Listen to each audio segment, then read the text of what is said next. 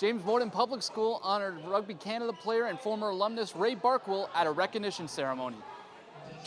Ray's a former James Morden student, and Caleb Smith, our grade 5-6 teacher, is big into rugby here in the Niagara Peninsula, and he thought it would be a great way for the school to connect with a former student and the great things that he's done for Canada Rugby. And what kind of things is Ray going to share today that you think students can take away from it?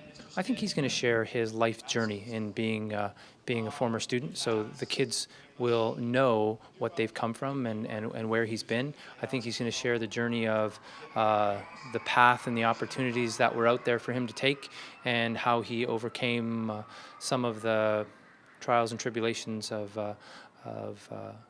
growing up in the neighborhoods here in Niagara Falls. What would you say to students that want to get into rugby and get into following their dreams like you did?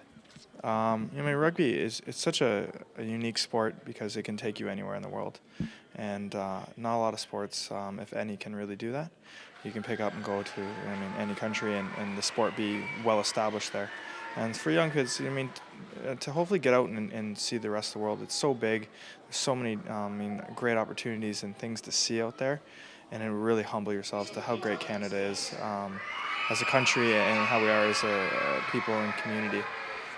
You established your roots as a rugby player here, right in Niagara Falls, starting in high school. What kind of things did you learn here that you took throughout your career?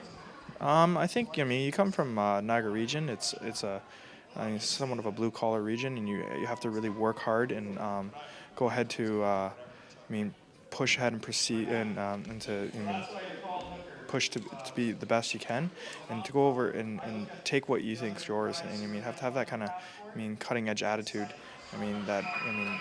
Go out and be whoever you want to be, whether it's rugby or whether it's dancing or singing or any other opportunity in life, but you go out and do it at 110%. I think that's the biggest message from it. If you were to give credit to your success, starting out here and then moving on forward in your career, where would you give that?